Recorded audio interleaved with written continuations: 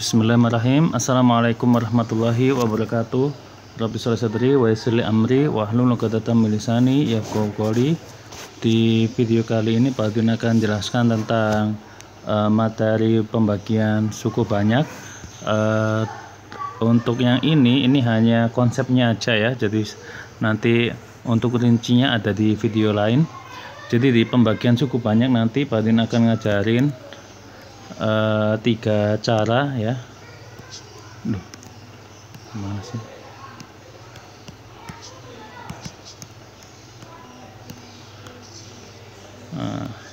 Yang pertama itu pakai pembagian cara biasa atau kita kenal dengan Porogapit ya. Lalu yang kedua itu dengan Horner.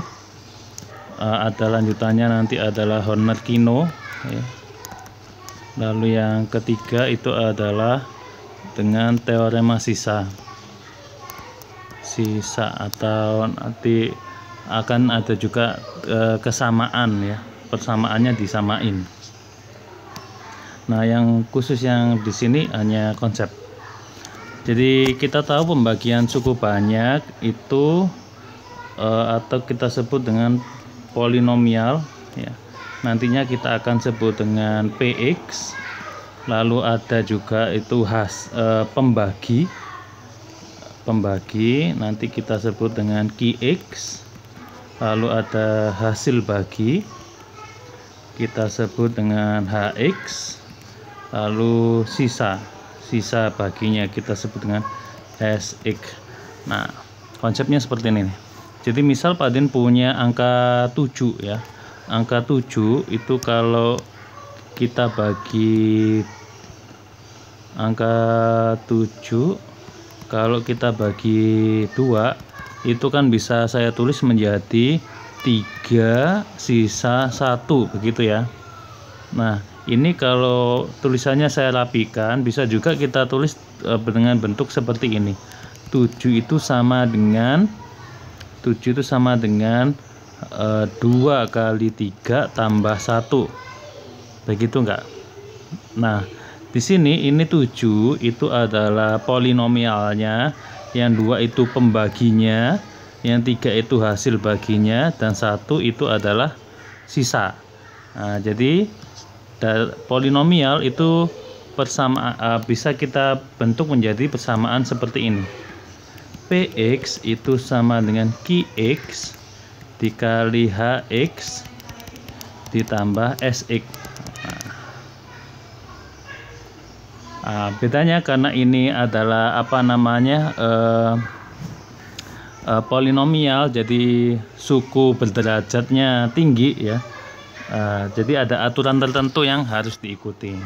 Jadi polinomial itu misal dia punya derajat atau pangkat tertingginya M, lalu dia itu dibagi oleh derajat pangkatnya N, maka hasil baginya pangkatnya akan M-N. Di sini contoh sederhananya kayak gini. Misal Pak Adin punya polinomial X pangkat 5 min 6X. Misal ini nanti akan saya bagi dengan X pangkat 2 min 3 begitu. Kalau kita lihat ya, pangkat yang paling tinggi hasilnya nanti itu kan akan seperti ini. X pangkat 5 dibagi X pangkat 2. Maka sejelek-jeleknya, setinggi-tingginya pangkat hasil baginya itu akan ketemu X pangkat 3. Karena X pangkat 5 dibagi X pangkat 2 itu kan pangkat 3. Jadi misal kita punya polinomialnya M dibagi pangkatnya N, maka hasil baginya akan menjadi M min N. Seperti itu. Lalu sekarang yang ini yang teorema yang sisanya. Nah, kalau sisanya pangkat berapa nih? Sisanya itu maksimum N-1. Maksimum N-1. Maksudnya gimana? Jadi misal ini punya pangkat 5 terus dibagi oleh pangkat 3, maka hasil baginya kan pangkat 2. Terus sisanya maksimum berarti nggak mungkin angkanya lebih dari ini ya, N-1. N nya kan tadi 3 dikurangi 1 berarti dia maksimum 2. Karena maksimum 2 berarti mungkin aja 2, mungkin 1, mungkin juga pangkatnya 0 begitu.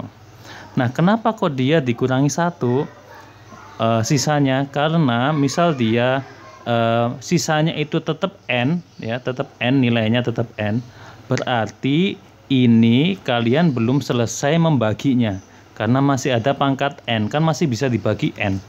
Nah, misal ini lebih dari n, sisanya pangkatnya lebih dari n, ini pangkatnya n plus 1. Nah, ini berarti juga sama, berarti kamu belum selesai membagi dengan pangkat n karena sisanya kan masih ada n-nya. Konsep sederhananya kayak begini. Angka 8 itu misal paduin bagi dengan angka 2, itu kan bisa saya tulis menjadi 2 dikali 2 ditambah 4. Ini pembagi, ini hasil bagi. Nah, ini sisa. Loh, ini termasuk salah nih. Kenapa? Karena sisanya masih bisa dibagi dengan 2. Jadi penulisan yang benar adalah 8 sama dengan, kalau dibagi 2 itu dikali 4 hasil bagi ditambah 0 sisanya.